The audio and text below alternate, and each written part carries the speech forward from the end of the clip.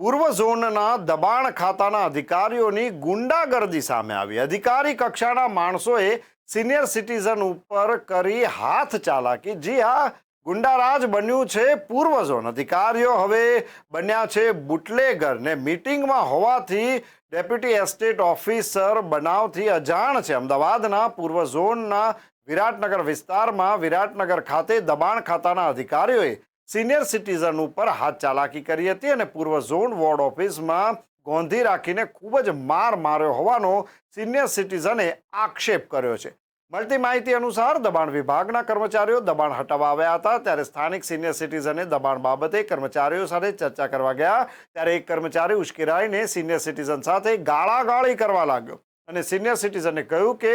ગાળો ન બોલો એટલું કહેતા એક કર્મચારીએ હાથ ચાલાકી ચાલુ કરી એટલે બીજા કર્મચારીઓએ પણ સિનિયર સિટીઝનને ગળદાપાટું મારી અને ઘસડીને પૂર્વ ઝોનની કચેરીમાં લાવી ગોંધીને પણ ખૂબ માર માર્યો। એ સમયે સિનિયર સિટીઝનના પરિવારે 100 નંબર પર ફોન કરી પોલીસ બોલાવી હતી।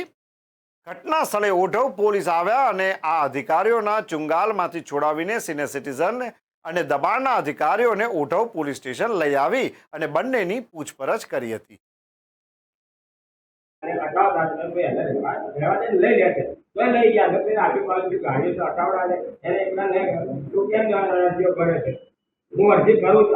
અગાઉ મારી જોડે બનાવ બનેલો છે। હર્ષદ જીવનલાલ સોલંકી ડેપ્યુટી કલેક્ટર ટેક્સમાં એમણે બુટ મારે આરટીઆઈમાં મારી અપીલ વખત મને બુટ મારે ધંધો કર્યો। આ એક ઘડી મને 100 નંબર આજે ટાઈમ મેં કંટ્રોલ ફોન કર્યો પહેલા મારતા વાળી પર પહેલો મેં મેસેજ કરાવ્યો છે મારા મોબાઈલ પર પછી આપણે ફોન કરી બોલાવડાયા પેલા માણસ આપણો માણસ છે ને સરકારી કામગીરીમાં અવરોધ કરીને મારવા બધા જાહેરમાં માર્યો છે। મારતા મારતા ભેડી લઈ ગયા છો બંડીને ત્યાં અંદર ઓફિસમાં લઈ જઈને જોર મારે વોચમેનને પકડી લાવી પેલા ભાઈએ આને માર્યા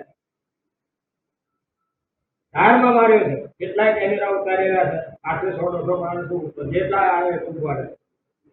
કચેરીમાં મારી લઈ ગયા છે ને લીપમાં જઈને વોચમેને લઈ અને ત્યાં મારે કઈ ક્રાઇમમાં મારે મુક્કા મારે ને લાકડીને મારા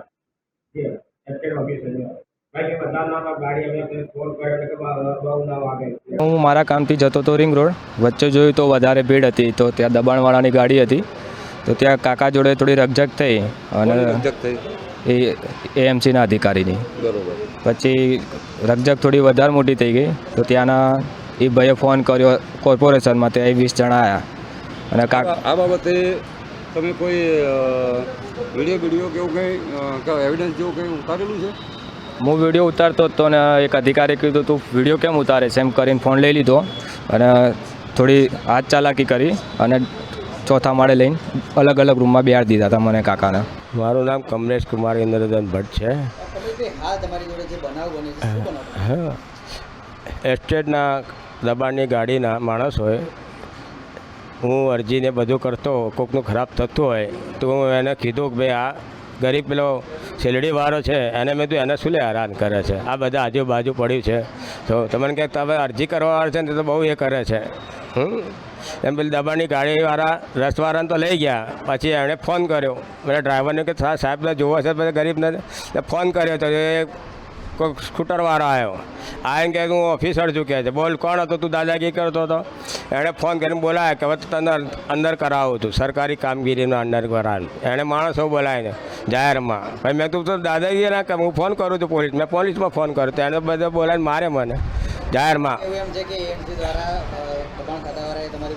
હા હુમલો હા એટલે જ બસ હું અરજી વરદા કરતા અગાઉ મારે સોસાયટીમાં ભૂમાફિયાગીરી થયેલી છે કલેક્ટર કચેરીમાં અરજી કરેલી છે 6 નોટિસ આપેલી છે એની આપેલું છે એમને દબાણને બધું ચાલે છે એમણે માટે એક તું અરજીઓ કરી છે ને તું કાયમનું અરજીઓ કરે છે અમે ગમે તે કરીએ એમ કચેરી પર લઈ ગયા એમની ઓફિસ પર મારતા બધાની જાહેરમાં લઈ ગયા હા અને લિફ્ટની અંદર મારીને વોચમેન હા માર્યો ને મુક્કા માર્યો આ છાતીએ માર્યો ને ડેપ્યુટી કમિ આ છે ને એસ્ટેટ ચોથે માર એમની કચેરીમાં લઈ જઈને માર્યો હા માર્યો અને મારતા જ લઈ ગયા